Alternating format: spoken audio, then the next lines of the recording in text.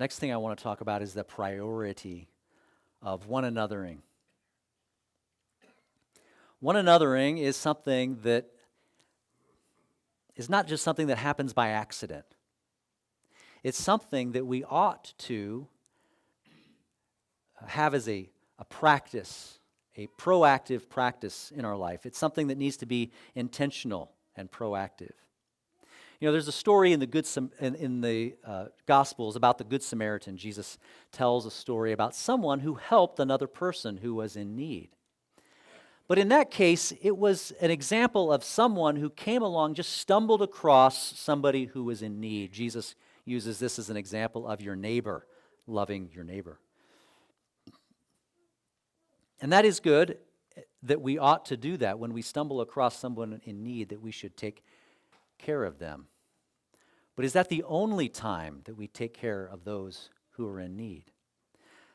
The body of Christ requires intentionality in how we care for others, not just waiting for things to come up, needs to arise, but being diligent, being purposeful about connecting with people day in and day out, so that we have more opportunities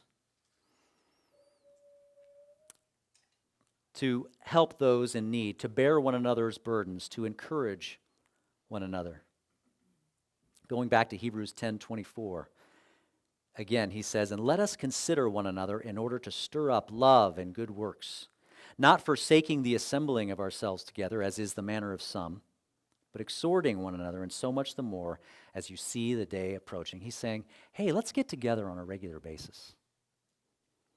And you know, many people over the years have used this verse as like a club to beat people over the head, especially pastors and leaders. Hey, get in church. It says right here you have to. And I would hope that people would not go to church or be a part of a small group or do some other activity with the church out of a religious obligation. That's certainly not going to be nearly as helpful. And it's really antithetical to the life of grace that God intends for us. But it is true that when you are disconnected from the body of Christ, you will suffer, because God's design was that we would be connected to one another on a regular basis. And so connecting in ways regularly and more intimately than even a service like this is so important. It will benefit your spiritual life, and it will benefit the spiritual life of those that you connect with. And so one of the things that we can do when it comes to prioritizing this idea of one anothering is to build habits of intentionality.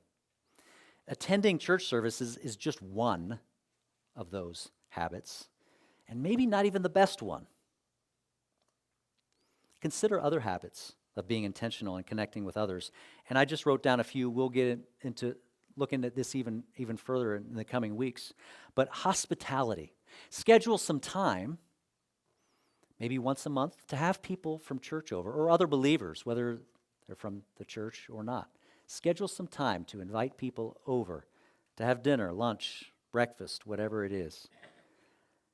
Consider calling people that you know in church on a regular basis. Check in with them. How's things going? How are you doing? Anything that I can pray with you about? Habits. Put things on the calendar. Put things on your to-do list. Make habits out of them.